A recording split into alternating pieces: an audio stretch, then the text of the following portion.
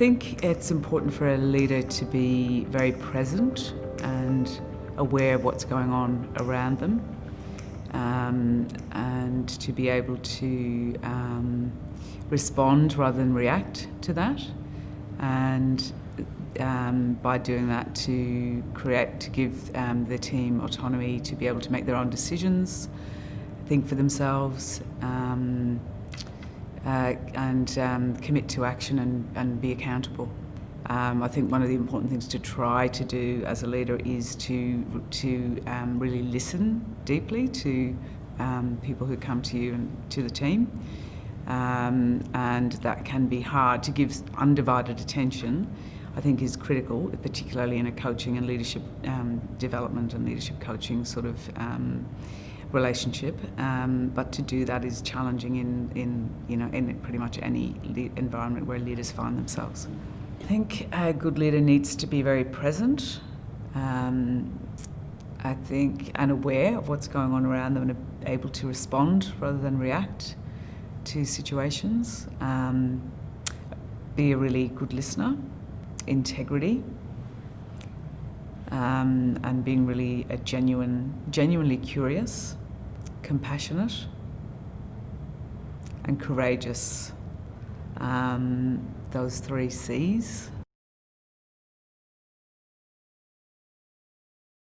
What springs to mind is a kind of almost don't panic,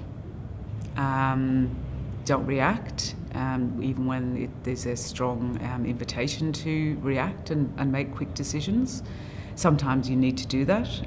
but generally I find that it's better to try to slow things down and create some space to properly consider what it is you need to do, and consult and make better decisions. It's a constant learning journey, I think, for all of us, and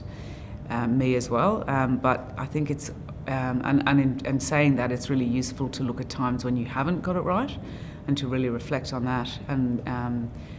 take the time to do that and create the space to do that with the team, and from that take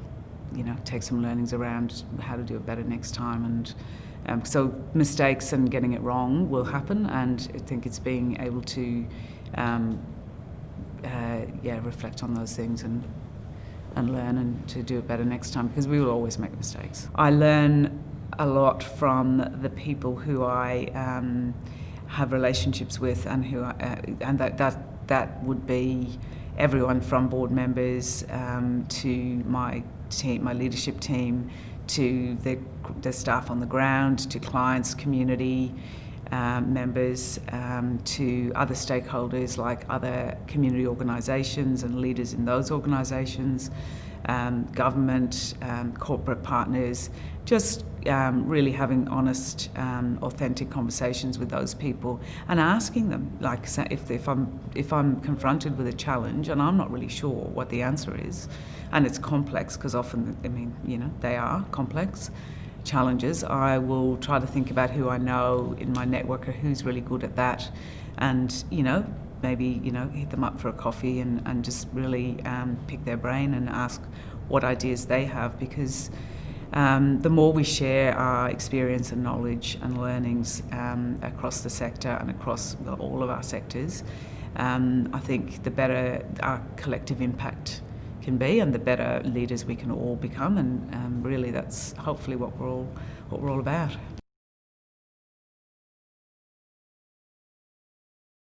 Obviously, for-profit is the bottom line, is making money and increasing profit, but I feel like there's also and government has a lot more restrictions on how they can operate. It's a big machine. Things happen more slowly. There's a lot more bureaucracy, and it's harder to make agile decisions and have and switch and change things quickly. But the principles around leadership,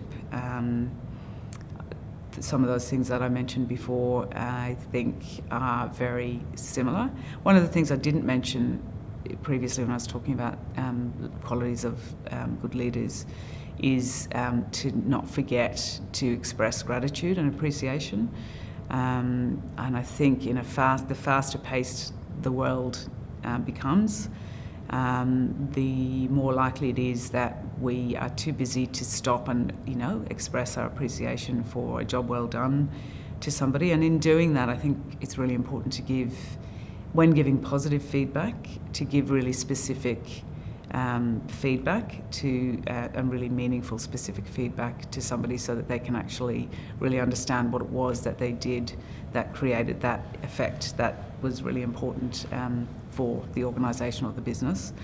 And equally to give corrective feedback in a really timely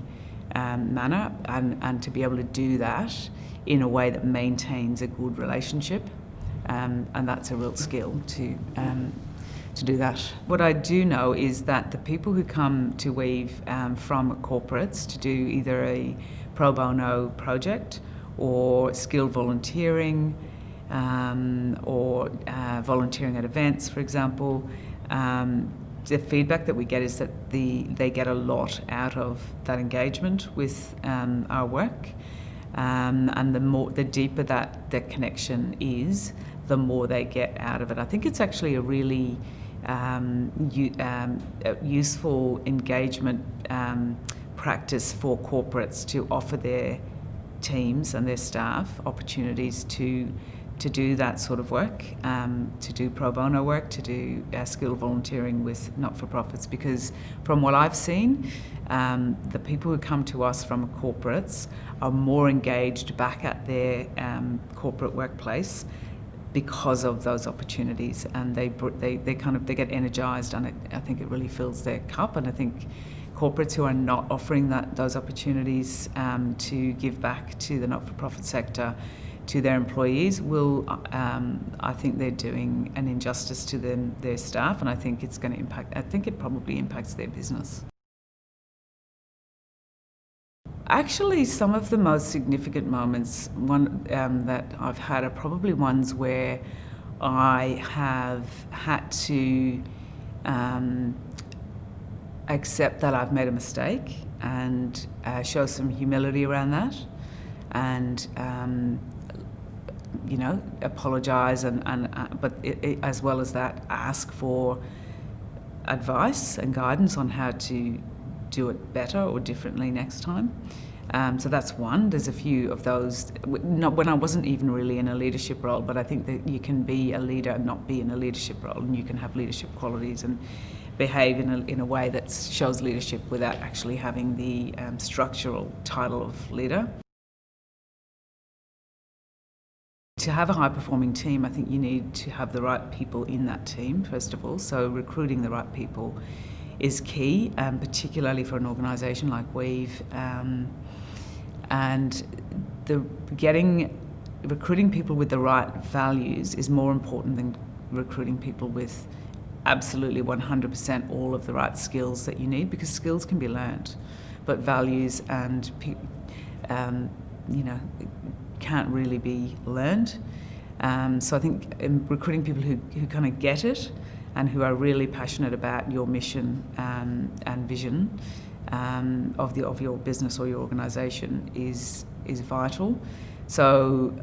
assuming that you now have a team of people who have shared values and who are really on board behind the vision of the organisation, then I think in order to nurture a high-performing team, creating space again for that team to connect and to reflect and create together, and really giving space and facilitating people being able to bring their own personal passions into the team and integrating those skills and passions into the work keeps people really engaged, and allows them to feel valued for not just what they bring to work, but for the whole of who they are. And when you've put all of those ingredients in, and give people, support and space to create together. I think that is a really good combination. Trust, both ways. So trust amongst the team members, knowing that people have your back, but also knowing that, you have other people's back. So they need to feel supported, and they need to feel they can trust the organisation, but the organisation needs to be able to trust the people. As a leader, you cannot be an expert in all of the aspects of the business, but you do need to make sure that your business has those people employed, available to you, so that you can actually operate your organisation and get the best results. I also feel like, and I hope it's true, there is more of a focus on well-being in workplaces, and the acknowledgement and understanding that we all bring. We've all got history, we've all got issues that impact us, and to be kind and compassionate, and to set up workplaces to be able to facilitate supporting people who might be struggling with their mental health for a whole range of reasons, and trying to maintain a healthy, well workforce, which and putting energy and resources into that, I think is, I hope, and I think is, I feel like that is a bit of a trend.